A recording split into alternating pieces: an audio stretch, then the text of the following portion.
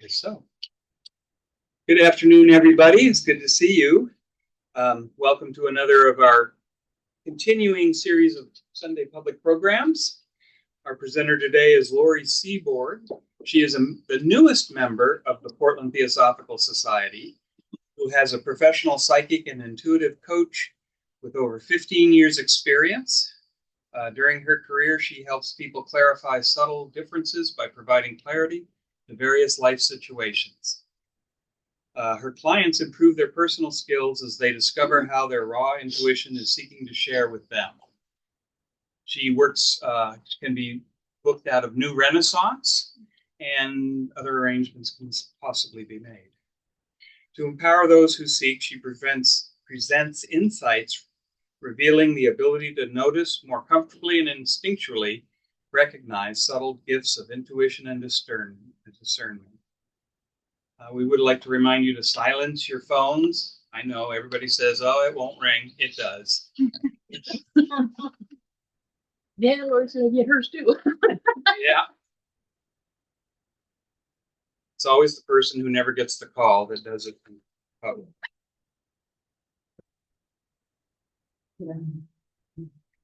Okay. Okay. Join me in welcoming Lori Seeborg. Thank you. Thank you very much, Wallace. And I want to thank all of you for coming today. This is a great opportunity to share a topic that I value personally and professionally. The powerful combination of intuition and discernment. This combination serves as a tool for navigating, for example, these intense energy times that we are currently experiencing. I will present today how it relates to theosophy, the who, the what, the why, and the how the combination can benefit those who develop and utilize their own personal intuitive and discernment. And I want to just remind all of us, we all have these gifts, these talents, these abilities innately within us. Some of us have a little bit more of a fine-tuned antenna, but these skills are developable. So it's very easy to access, and it's a wonderful way to live. Although I'm a new initiate into theosophy, I do have a lifetime of exploring and experiencing the wonder, the enrichment, the empowerment of being connected to my higher self. And this began early. As soon as I could talk, my mom said I was talking to angels. I was talking about the angels. It kind of freaked my family out. And I just, But to me, it was natural. They were my guardians. They played with me. They sought to guide and protect me. And that was important, especially as I got older, because I was a very rebellious, truth-seeking child, teen, young adult. Let's face it, I still have a need for that protection and that guidance. These soul connections utilized synchronicities with experiences that I look back upon as spiritually enlightening, educating, while developing an internal library of energetic codes and connections to define experiences as divinely inspired. And equally important, it's important to understand what's less divine inspired. And that's where our discernment comes in. Because we could think that we're getting an intuitive insight, and then all of a sudden our body kind of grips up, like that kicking the gut feeling. That's a body experience of discernment. It's like putting that pause button on and asking you to dig deeper. And that's what I'm going to be discussing today, and utilize the theosophical writings of the Golden Stairs to interlink what I'm learning, what I'm sharing with you, along with how it's relevant to theosophy. again, there's a contrast between intuition that's divinely inspired, and then, let's say, less divine, more destructive, more appropriate to use discernment. And that contrast is so important for us to recognize.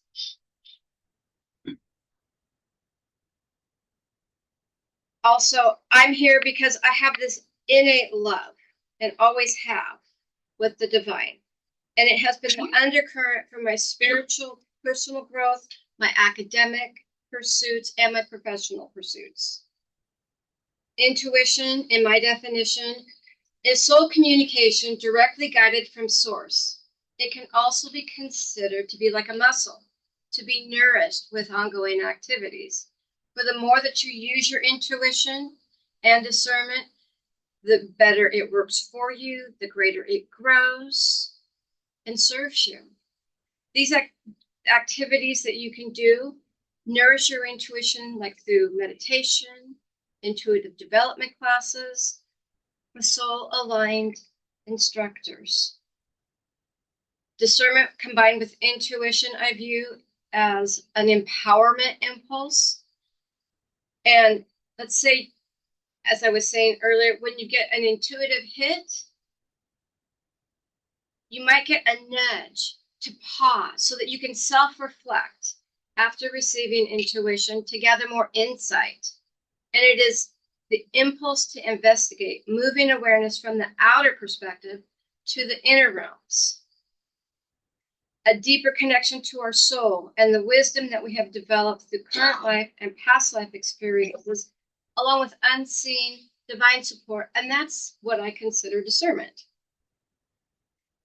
As I have been reading theosophical writings, preparing for this presentation, I was drawn to the Golden Stairs and what HPB Blavatsky was encouraging us to empower ourselves through. And I consider that like the 1-2 punch of intuition and discernment. For example, in steps 3 through 5 in the Golden Staircase, I'm going to be referring to those right now. I'm going to start with 3, which is a pure heart. Again, the idea of cleanliness of life is stressed. For the word pure has a Latin derivative from purus, meaning clean. The heart is the testing instrument that determines what the mind shall transmit. The mind accepts and rejects, but it also retains and transmits to others. The heart exercises a selective function. It sifts and weighs more surely than the mind alone. A pure heart will permit the mind to transmit only the truth. It will reject the false, the wrongly motivated, or the hurtful. Blessed are the pure in heart, for they shall see God, says Blavatsky through the Bible. And in this Bible passage, see means to recognize or to know God. They shall recognize or know what is good. The heart is the perceptive instrument that comprehends and understands. The heart transmutes. For while the mind receives and examines all, the heart permits the giving forth of only what is true. The key word of this step is transmutation. Transmuting energies are the positive impacts of the clearing and cleansing actions after doing some deep shadow reflection and work. And that's an important piece of developing your intuition, keeping yourself connected to your higher self, to soul. And that's so beneficial in all the work that we do. Personal growth work these days are highly instructive with shadow work.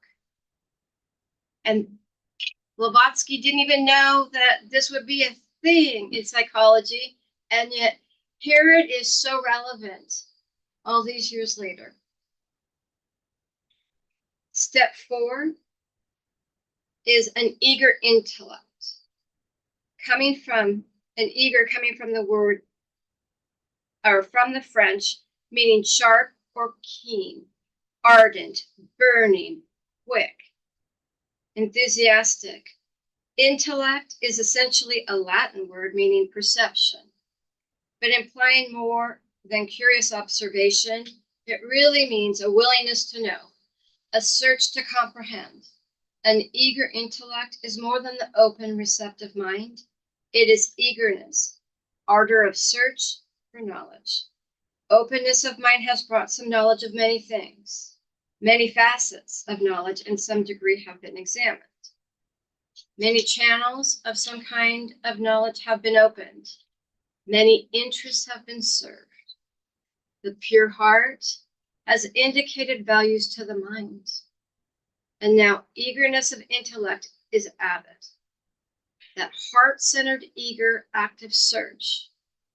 And search is the key word from the golden stairs as far as I'm concerned, because that's reminding us to be curious with our heart wide open. Another power punch, another 1-2 power punch. That's how we can really be present with our intuition, how we can tap in with discernment and have the benefit of the power. I call it like a superpower, that 1-2 punch. Blavatsky also was saying how important discernment has been brought to bear, but all of this is strengthening and preparing, having an unconscious approach to the unveiling that the golden steps can bring forward. In step number 5, Blavatsky writes, an unveiled spiritual perception, now comes the contact with the wisdom. Throughout this process of preparation, there has been a gradual thinning of the veils, an opening of the mind, a purification of the heart, an eagerness of search. A fund of karma has been unconsciously built up. Inevitably, this work, this eager search, this thinning of the heavy veils must lead to a knowledge of the great plan, a realization of the purpose of life, and a dawning consciousness of an inner and greater self. Theosophy may be the medium of this knowledge, but it is not the only approach, although it may be the most clearly defined. The key word of this step is realization in the sense of recognition of the great plan, discovery of the nature of self, the opening of a new and larger life. The mind, the will, and the heart have been partly trained, although, in my opinion, that's properly trained. They are not directed to new and higher control and purpose. No longer is it just what the mind perceives that governs, even though supported by the judgment of the heart, a new force enters based upon a spiritual purpose. Lower claims have been transcended, the faculties brought under some control. There is still a consciousness of many limitations, but the vision is now upward. A new direction comes into living. The building starts on a higher level. For now, we have become responsive to the higher self, and gradually, lesser heed to the claims of the lower self. And it is in this stage of the unveiling of the spiritual perception that there comes the understanding that limitations are self-made.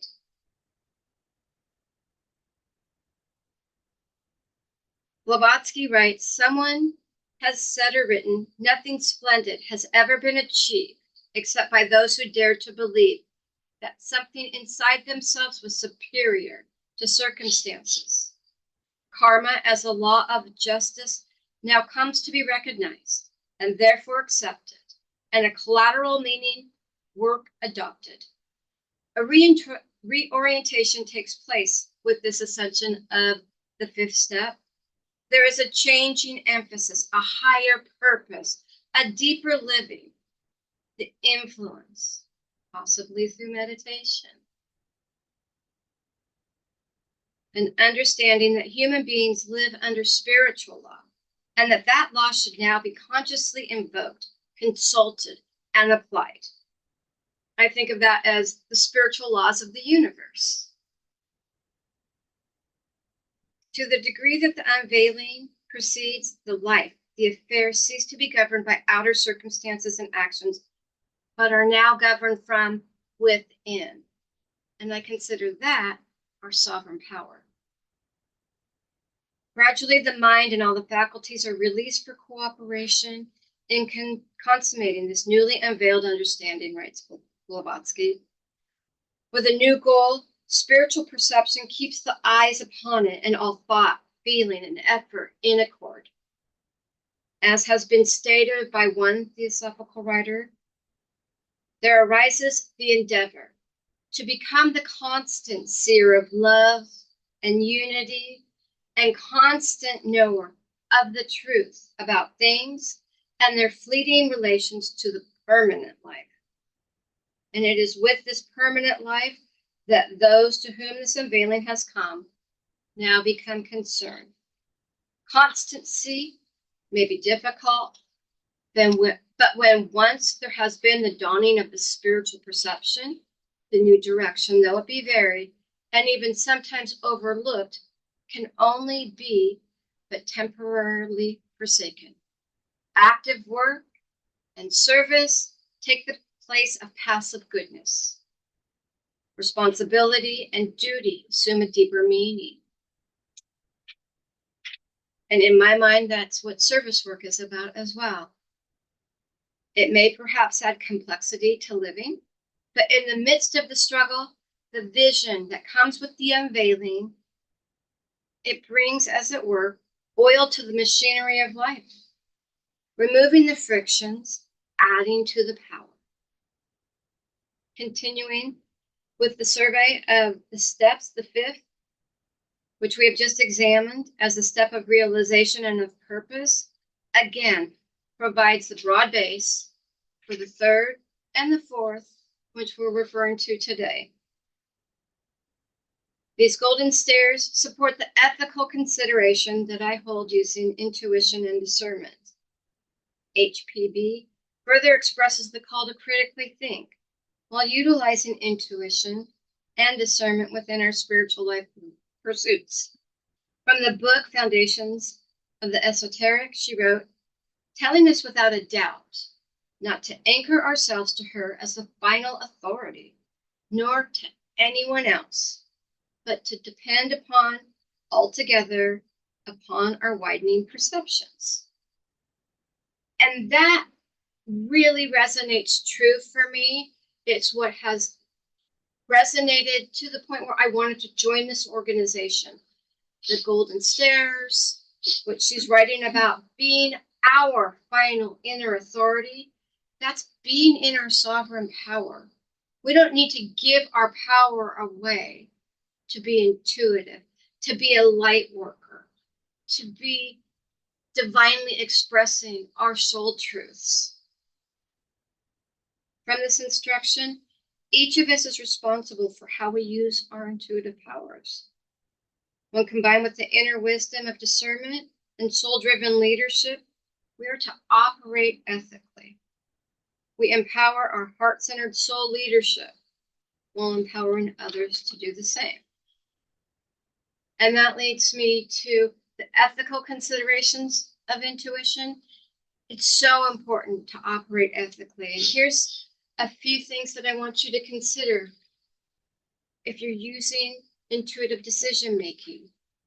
Respect others' autonomy. While you can use your intuition to guide your own choices, avoid imposing your intuitive insights on others' decisions. And recognize that each person has their own inner wisdom to cultivate. Be open to change. And HPB and Theosophy is encouraging us to be open into changing our perspectives on life as well. Remember that intuitive insights can evolve as you gain new information or experiences. Stay flexible and willing to reassess decisions if new intuitive or logical information comes to light. most importantly, practically practice humility. Acknowledge that intuition, like any skill, can be fallible. The best psychics have about an 80% accuracy rate. That's based on a lot of research, including some of the research that the CIA was doing. Be willing to admit when your intuitive choices may have been mistakes. Then learn from those experiences. Consider long-term consequences when using intuition and discernment for decision-making. Try to tune into not just your immediate feelings, but also look at the long-term ramifications, the long-term impacts. Ask your body. And this is a great intuitive tool and discernment tool. Check in with your body.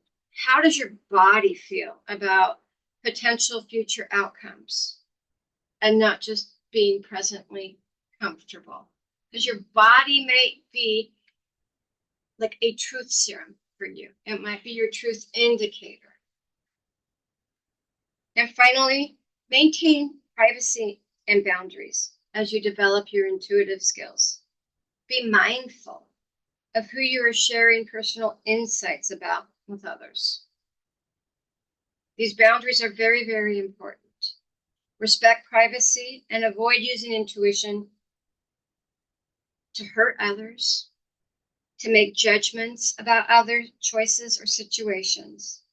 And by keeping these ethical considerations in mind, you can use your developing intuitive and discernment skills responsibly, effectively, and living with your divine truth. So I'm going to open this discussion up to questions if you have any. What would be your advice to younger people who are starting to develop their intuitive abilities, or even to make sense of that inner knowledge versus external? I mean, there's just a lot of energy and a lot of information we all have to balance, but especially for younger people who are coming to this. To start a meditation practice, keep an intuitive journal, a dream journal also, and they can be combined. Be self-reflective. The shadow work, even as a child, we've got some shadow work also is telling us to be mindful. And what thoughts and feelings are flowing through us, because they flow. We're not our thoughts. We're not our feelings. And we don't want to react from that. We want to be able to respond knowingly. And that's where intuitive discernment practices help us be responsive rather than reactive. Mm-hmm. Does that help? Yeah, it does. But even what's like a base level definition of what intuition even is, right? Because how do you even disidentify or separate from what mind or ego, let's say, it might be telling you versus like an innate knowledge that's inside of you? A really great tool for that is if you're feeling a lot of fear, know that that's originating from ego. Our soul is about love. If you're not sure, don't do anything. I mean, it's a great time to take a pause and get more information. You'll feel confident, and that confidence is another way of knowing that your intuition and your soul is talking to you. For intuition, to me, is like the language of the soul. And when you're connected from your higher self to source, to God, if you will, then your soul is going to receive that information. That is intuition. But it's really easy, short term or shorthand. Is it fear or is it love? Does it feel joyful? Does it feel good? Does it feel enriching? Your soul's talking to you. If it's fearful and it's icky landing in your body, that's your ego. And that's an opportunity to share love with your ego. But you don't have to use that to make your choices by. It's better to live from your soul's leadership than it is from your ego.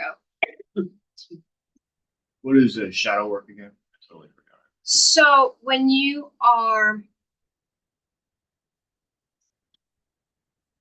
in counseling, when you're doing some deep reflection, when you're honoring some things about yourself that you don't like, or experiences like trauma come up, you're being triggered, and you want to get reactive.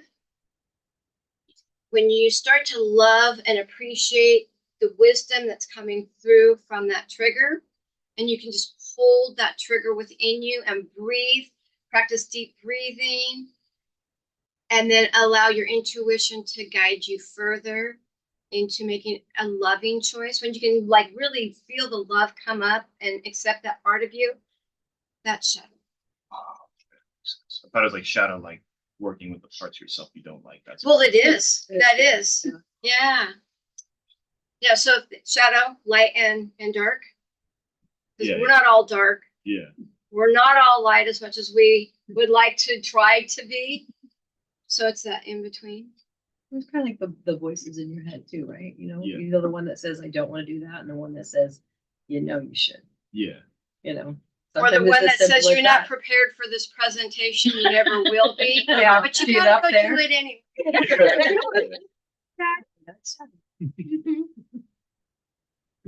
What would inspiration without discernment look like, and discernment without intuition look like? Like, where this is a harmony Mhm. as I'm taking it. Like, is there examples of what it would look like if I had that, if I didn't have discernment? And I'm just curious. If I Sure. look at the opposite, I can. Sure. Our ego can sometimes twerk our intuition, and we think we're going to take, like, we're supposed to take like the right turn, and that right turn takes you to a detour, and now you're going to be late. But you might have had a little glimmer of a, no, I need to go left. That's where the discernment piece came in. So I like to think of it, like I said, the 1-2 punch. Intuition is like, it's signaling you, and you need to like pay attention to how your body feels to that signal. And then the discernment piece is going, bringing up all this wisdom you might have accumulated through lifetimes, through experiences in your life, through synchronicities. Is that making sense? Mm-hmm. You're able to tap into that inner wisdom. So the shadow work is to recognize Oh, it what I'm helps. sensing in that is like, okay, I know what this is, and that's the discernment, is like, I have all these feelings, these things, senses. What is that? And the better you know yourself, the better you understand that. Exactly. Thank you. You said it even better than I could have. Which helps with why I want to have you ask questions. It helps. Yeah. I can understand distinguishing intuition from your fears. Yeah. But what about your wishful thinking? How do you determine the difference between wishful thinking on something versus an intuition? That's a really good question. Sorry. No, it's a really good question. And sometimes it can be one and the same, because who's to say that the wishful thinking isn't a soul-driven instruction to wish for this so that you can focus attention to make it into reality. But how do you feel about it is important. Do you have doubts that you can do that? You know, do you have doubts about the wishful thinking? Explore it. If you're not quite sure if you're receiving intuition or wishful thinking, just do a deep dive. Explore it more. Invite spirit to bring you synchronicities, which to me is like another soul communication that allows us to be guided from. And that can help you determine if this is wishful thinking or no, this is really soul intuition talking to you, giving you some great guidance. Does that help? Yep. Yep. It goes along with something else that I learned from Blavatsky, basically. Yeah. When she, in The Secret Doctrine, one of the things that she says, when we first started studying it, was suspend disbelief. And to me, that's kind of a key as far as tapping into your intuition to begin with. If you can do that and be truly open, then yeah, you can see something maybe. But yeah, suspending disbelief was a real key point for me. I like that. I like that a lot. And that's not always easy to do. No, because there's a lot of crazy stuff out there. Uh-huh. Yeah. And in here too. And if you were an intuitive child and you were told you couldn't trust your intuition, that's a tough place to be in, to suspend disbelief. Because then that's where the shadow work comes in. You've got to do your shadow work so that you can deal with some of that like say childhood wound, so that you can trust yourself and your intuition again and suspend disbelief. Thank you. Anyone else have a question? I don't know if it's really a question, but the trick is to listen. And if something's happening really fast, sometimes you don't listen very well. And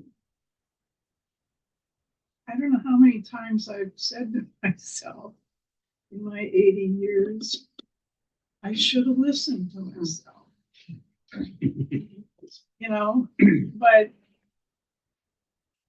and I suppose that just comes with experiences, but when something's coming at you really fast, you're going to turn right or you're going to turn left.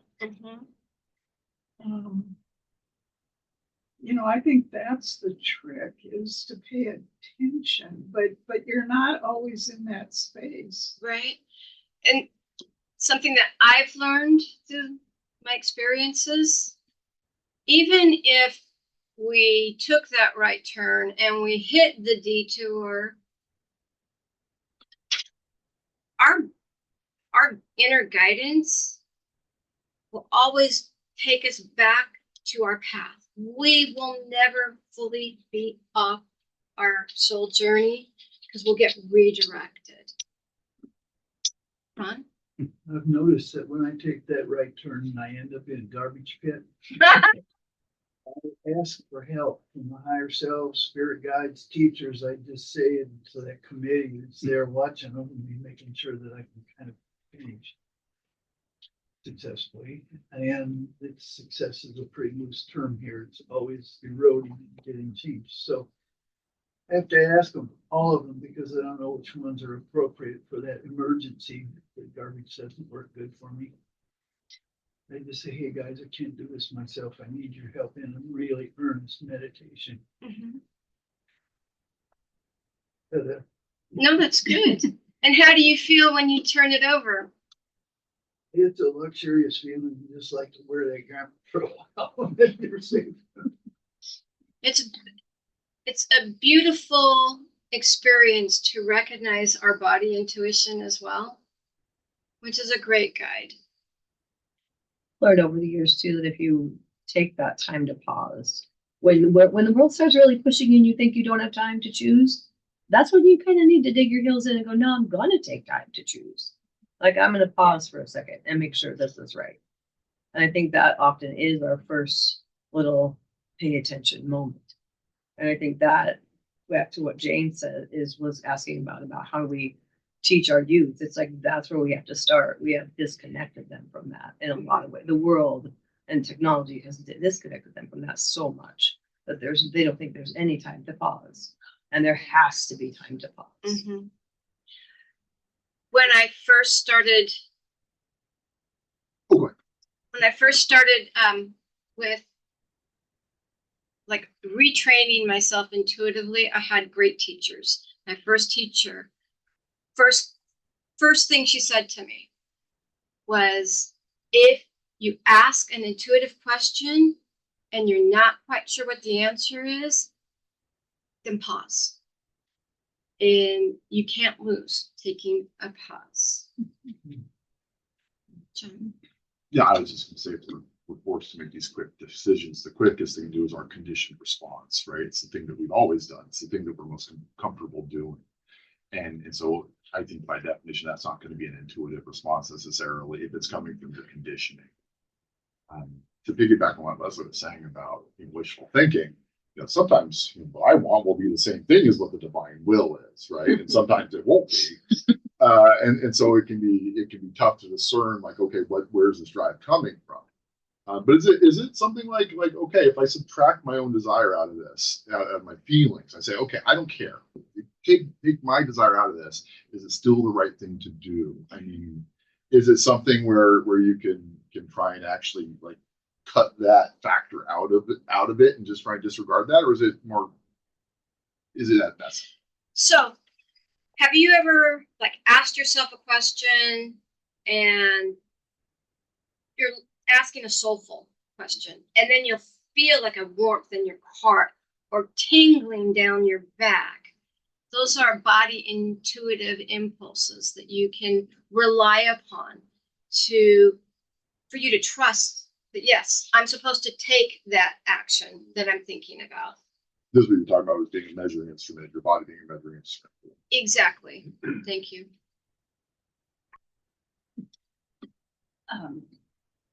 So going back to Leslie's question about, wanting to see something, I, of course, had that experience as well. And what I found has been helpful to me is really to have a dialogue with myself, to say, and literally to say, okay, now what do I need to do to have this happen? What do I need to do?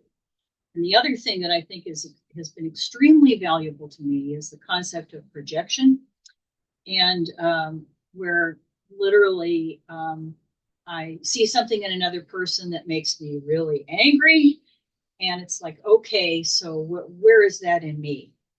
And I've actually been pretty successful about that, although of course I'm convinced that they're wrong.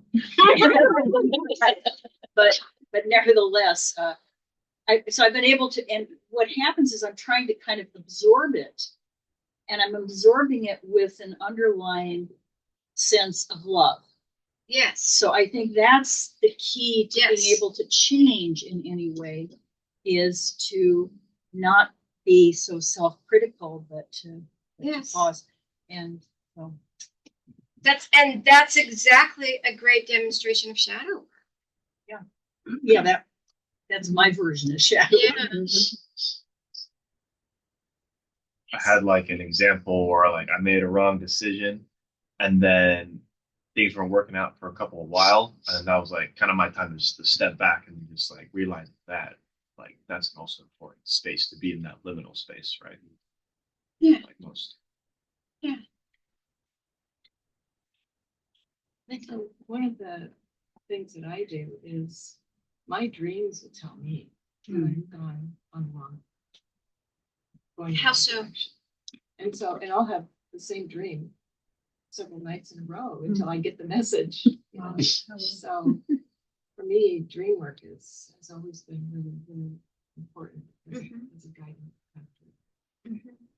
Yeah, that's why I think it's smart to have, like, if you could journal your dreams, or like have something to write or to speak by your bed, so that when you have those dreams that you remember, you can like make notes of. Because sometimes people don't remember their dreams. That's really true, Linda. Yeah, I know. I feel very fortunate. Thank you. Yeah. I follow the same. My answers all come from my guide at my dream time. And usually I wake up at midnight and she's talking to me and telling me what's what. And been doing it, I guess, enough years, or the medication's strong enough now that I remember. You generally remember.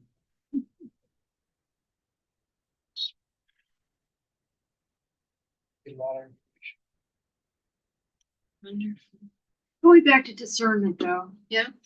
So you think about it. I mean, we all touched on all the various voices in our minds that are there could be fear talking, shadow self talking, projections, and what have you, ego, wishful thinking, all this stuff swirling around.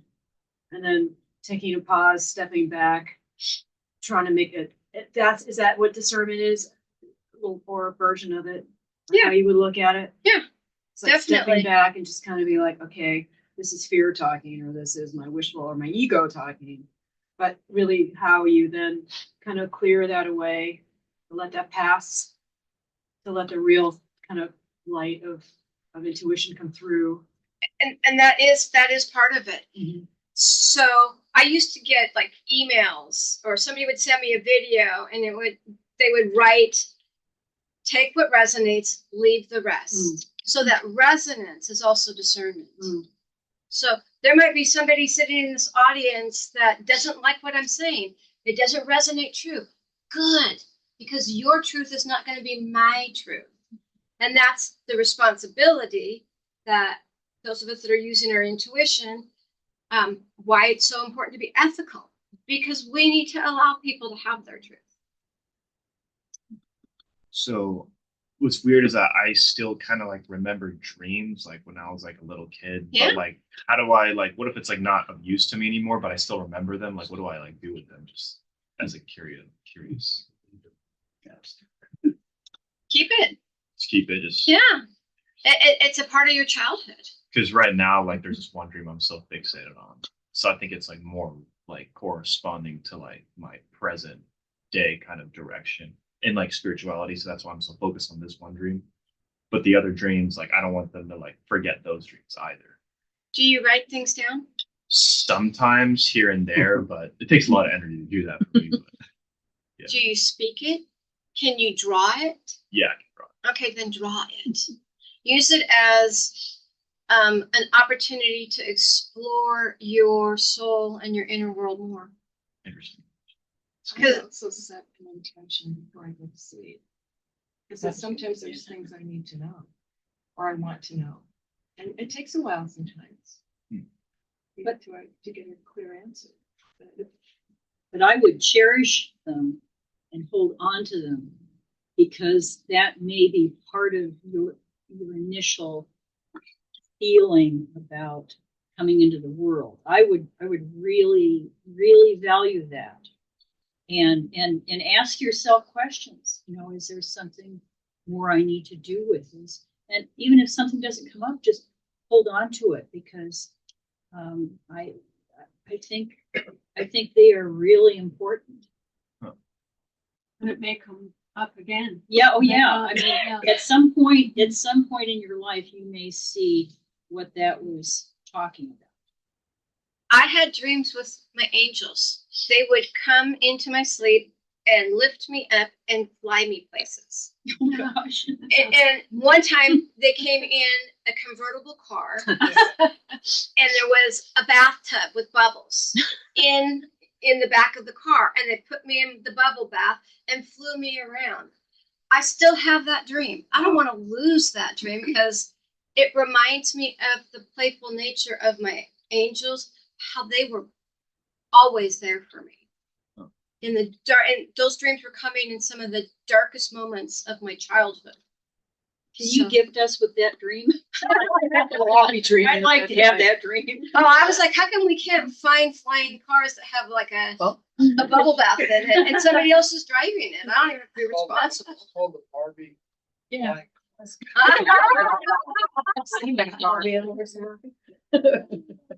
They didn't have that back when I was little. But even the concept of the bubbles, Yeah. is so visual and so spiritual and light. And then you've got the water, and I mean, And the effervescent, that buoyant feeling that I was supported. And I really felt that from my angels. I mean, dreams can be compensating dreams, so it can compensate something difficult, but also, I think probably for you, it was really giving you a wonderful voyage to go on to do what you needed to do. So, Yeah. What about intuition and gender? I think about as a kid growing up in the 70s and 80s, and you watch a television show and they'd be like, how do you know that? Like, women's intuition, like that was like a thing.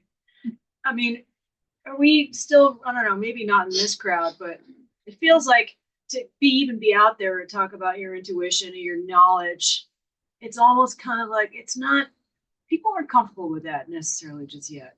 I know. So how do you navigate that? Courage. Good answer. You know,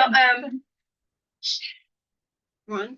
When I was having trouble with high school, because I came from one area of Oregon and moved into Portland, and I was an outsider, and there was a lot of subliminal hurt that I wasn't accepted or that I wasn't good enough.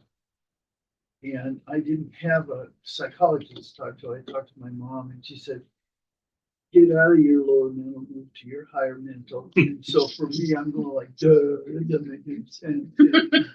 So we talked about things, and I heard Byron here just a minute ago say liminal, triggered my memory back to what Mom did.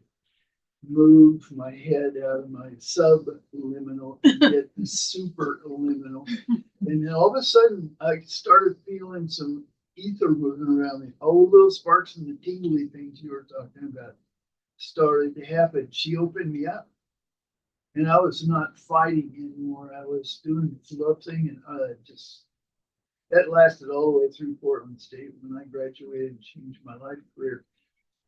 That was a point where I felt really, really good about myself. But there for a while, I didn't have any bubbles in the bathtub. I had to change the channel. How's that? Yeah, there you go. Jane? Buy a different bottle. Perhaps. Yeah.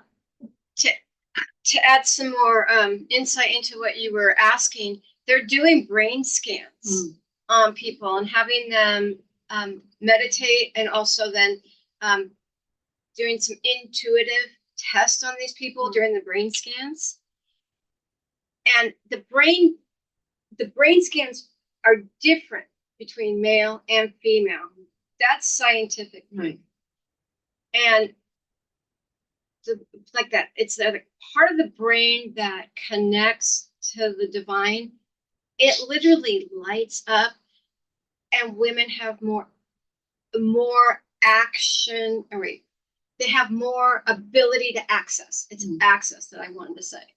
So there is some reality, and science is proving that women do have we're just hardwired to be like an intuitive antenna to the They've divine. actually anthropologically done studies that women have had a closer contact with the divine female longer than the male has. And they proved this through archaeological, I'll say digs. Yeah, yeah. And that women have had a much longer, the female goddess was the goddess until the 6th century BC, at least in the Western, and which King Ezekiel changed it at that point. And but women have had there were more priestesses, more female sorceress, more, whatever you want to call them, for a longer time because they had closer contact. Thank you, Ted. That's really supportive. Oh. I mean, women's intuitive power was threatening to large groups of men. Yeah, it is. And still is. Yeah. And I say that really sadly. I'm a father of 4 daughters. Oh, bless your heart. First male out of 6 females. My mom's family. So I've been exposed to female for a long time.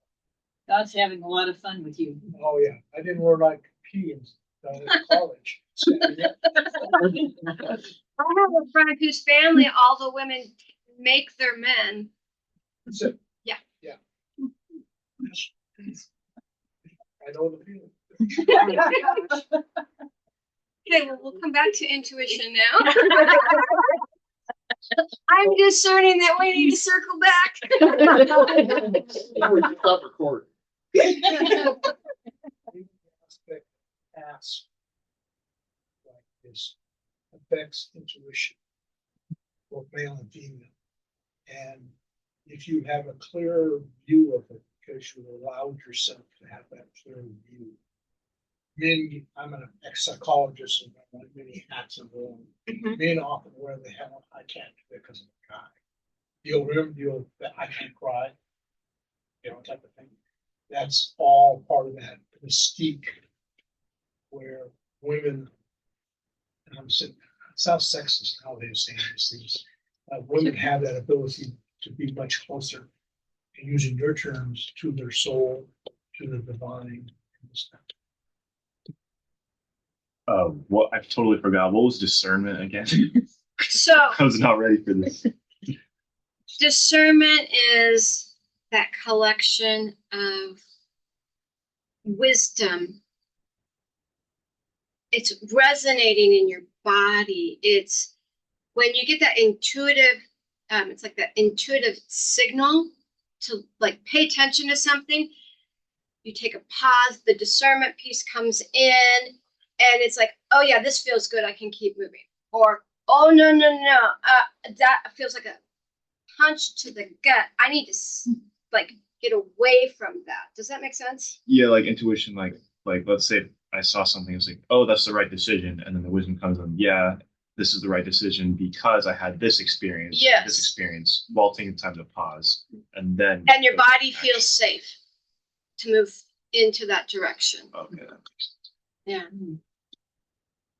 I used to always say that I don't know why, at a very young age, I wanted to develop my women's intuition. And That's exactly what you said to yourself. yeah, I'd Nice. say, people You know say about something, I'd that. say, well, I'm trying to develop my woman's intuition. And back then it was funny. But but now, You laugh. that was, but then once I started getting a little bit of intuition, which for me was like, that's the voice out of all 20 that I should be listening to, not the other 19, And then I realized that, and I dropped the women's part. I'm just developing my intuition because intuition's intuition. To me, it's gender neutral. But I do agree with you that there are differences in how we approach it and how we experience it. But yeah, women have had the monopoly on intuition for a long time. Well, sadly, because we've been allowed to be emotional. So if you think about how males are socialized, they're raised totally different, and it's sad to me. The research is showing how constricted males are as they're being raised. It's why they don't do so well in our school system. The U.S. school system does not support male learning the way it should be. And part of that learning would be able to access what your feelings are, give you dialogue of what are these feelings mean? What's it like you feel anger? Take a breath, step back, look at this. And it could be that's where in that pause, the intuition and the discernment can come through and help, let's say, a young male be able to make a responsive choice instead of a reactive choice. Yeah, I'm not sure that women have a monopoly on intuition. Oh, I'm not saying they have a monopoly. But it may be the type of intuition. I read this book one time. Yeah. What I remember of it. And it was some economic psychologist, won a Nobel Prize for something, some memorial prize of some sort. Anyway, this was kind of hard intuition. He called the book Thinking Fast and Slow. Oh yeah. Yeah, if you ever seen that book. But if you take like people that make a lot of money, and I'm talking about gobs of money, let's Elon Musk maybe or Steve Jobs, and you take financial firms that are using rooms full of computers to make financial decisions.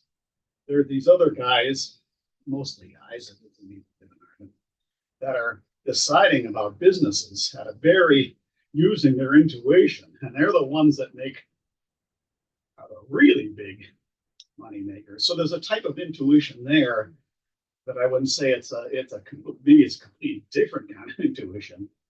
But anyway, he kind of classified it as fast and slow thinking. You know, one's contemplative and the other one's fast. So anyway, it's just information, but it was a kind of a fascinating thing. But in general, people that have been the ones that made the most money are spending so much time with their, you know, their financial groups. I mean, they have their financial groups producing all this data, but in the end, they tend to use their gut feeling for what businesses to pursue, good or bad or otherwise. On a, you know, there's an ethical issue associated with all that, but it's still intuition. Yeah. I think Star Trek was at the early days. I'll get back to you in a second. They were using hypnotherapists to come in to access the soul, and the soul would help write the scripts for Star Trek. Wow. Yeah. I learned that when I was at Knightsbridge Institute studying hypnotherapy and NLP. Well, and that was one of the recurring themes. Was Spock was using logic to make decisions, and Captain Kirk was, you know, the seat of his pants pilot, right? So that's kind of a recurring theme. It seems to me like men are more, it comes from more of the desire nature and have more in connection with our desire mind, our lower mind that way. And women are more connected to our emotional mind and emotional body. And so, but these are both kind of lower things in my mind that we both need to transcend. And I think our higher Buddhic mind is, like, I think that's non-gender. But we have to get past our desire mind, our lower mind, and we have to get past their emotional mind and things like that. We both need to get to this higher divine will. I think it's just different kinds of challenges. I don't think anyone has an advantage. It's just we have a little bit different orientation to start out front. It is as I perceive it. Okay, thank you for sharing. Yes. So I think what he was saying, it kind of reignited three flames in my mind. So one of them was in the Secret Doctrine was talking about the feminine, masculine. I couldn't really understand like the sort of dynamic in between the symbols and all that. But then it made me think about the Oracle of Delphi and that kind of intuition. And then like for the men's intuition, I thought about like the Great Pyramids, of how it's more like material based, like with the, you know, King Joseph and the pharaohs building like the pyramids, and it's like more physical. And then the women's intuition is more dealing with like help with people's decisions. Like, is that how that works, or like what is the difference? I would agree. I think because women's it is more etheric, the emotional body is more etheric than the physical, that it's easier to access these things than it is for men. I would agree with that because our physical intuition, our desire mind, it's much more logical. Linda? So if you look at the how we've developed over millions of years, so the brain used to actually be in the solar plexus back, I don't know which race that was now, but that's where our gut instinct now comes from, and just instinctually, you know, punching your gut. It actually it is connected to the brain. And then now we're doing more with our head, but originally that is where the brain was. Like 20% of our nerve cells are in our gut. So, yeah. And so. And there is still a lot of, there's like the gut's got a brain, the heart's got a brain. You know, we've got our cognitive brain. So it's just, you know, determining where this information that you're getting a hit from, where it's coming from. And that's why it's so important to take a pause and deeply reflect. Because a lot of times when you get that gut feeling, it's more out of fear or self-protection. It comes from our ancient past as humans, and things like that, rather than it being, so it's often fear-based, even though you might not even know that it is. Left over from the instincts. And then you know that your ego's talking to you. Yeah. I think you're talking about there's male energy and female energy, and that there's an interplay there. And I think females rely, because we don't have on this plane the physical strengths and physical abilities that the males do. I think females develop a lot of intuition around safety because, you know, they can't probably kill the lion or overpower the man, and so from a very early age, you listen to yourself. You pick up energies and you figure out if they're safe energies or threatening energies. And then you go on from there, you know, and the higher up you go, then you start developing your intuition more on the higher level. But that's just, you know, one thought about that. And I appreciate that very much. I do. We also, each one of us has a masculine aspect and a feminine aspect. And I've been really guided by Source to tell people how important it is for each one of us to balance the two and to honor the divinity of the masculinity and honor the divinity of the feminine, not toxic expression, but divine expression. And as we harmonize the two, each one of us, we're elevating and evolving. And that's another goal that we have. And a wonderful side or byproduct of that is further development of our intuition and access to our discernment. Yeah, that's what I'm saying. If your discernment is, you're improving on that and you're getting better at being more open-minded and being able to step back from the constructs of society or whatever entity you're in at that moment. You get better at going, oh, this takes a little more masculine, this takes a little more feminine. You don't have to go, oh, I gotta use the feminine over here. You use whatever works. Right. And you can pick from the pool as you should. Right.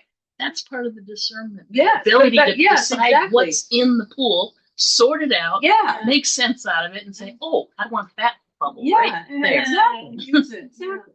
Oh, we're back to the bubbles. Yeah. Good.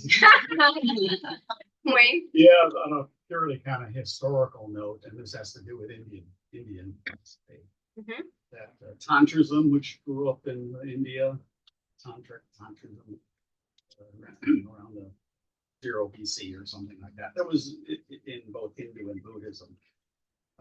You know, they created these pantheon of gods that we call gods, but not really gods, right? And yeah, they're called yidams, which are meditation deities, and people, you know, esoteric meditation in Tibetism, which just really came from India. That's why it's Tantrism. You adopt these particular gods as focuses of meditation.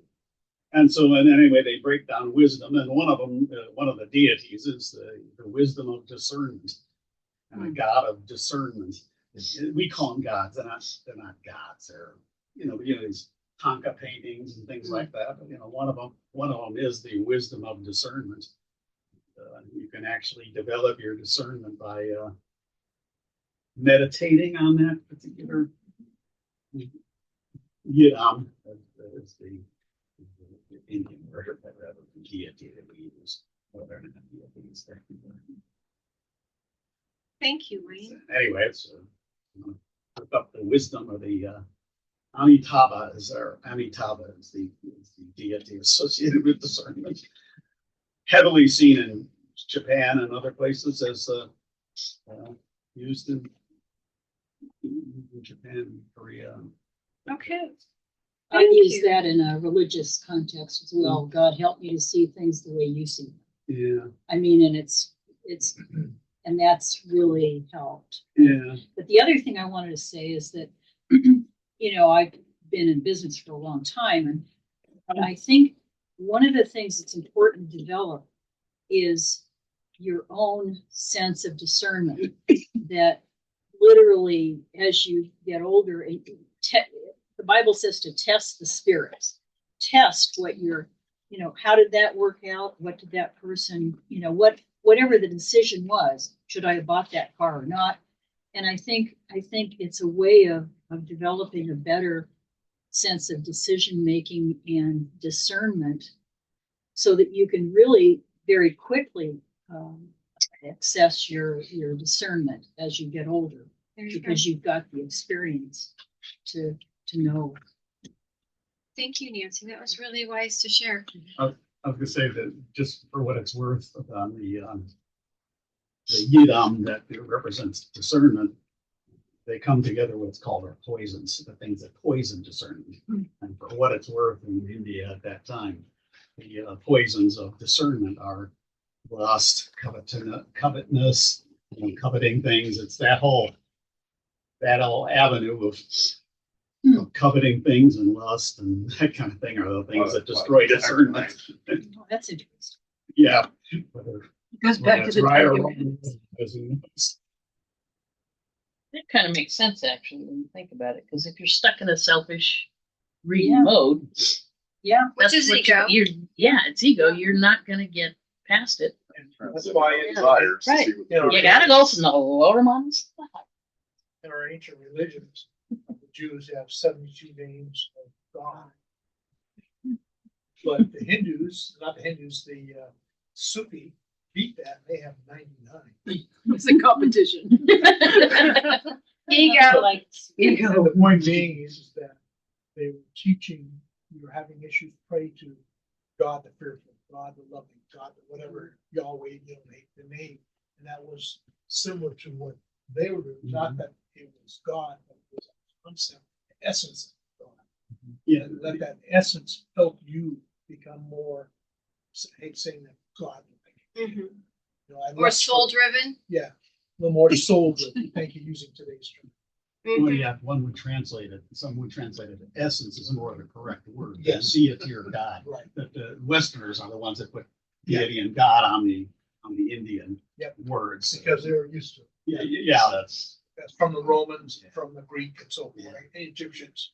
So now that we're reaching a conclusion here, I want to encourage people to step into their soul, to be able to listen to your intuition that's soul driven.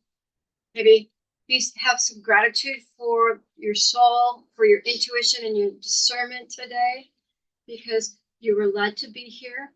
I feel grateful that you're here and you allow me to present this information. We've had a fabulous conversation. I hope that maybe we've done a little bit of clarifying of the 1-2 power punch that I consider intuition and discernment. Thank you so much for your attention and your time today. Well,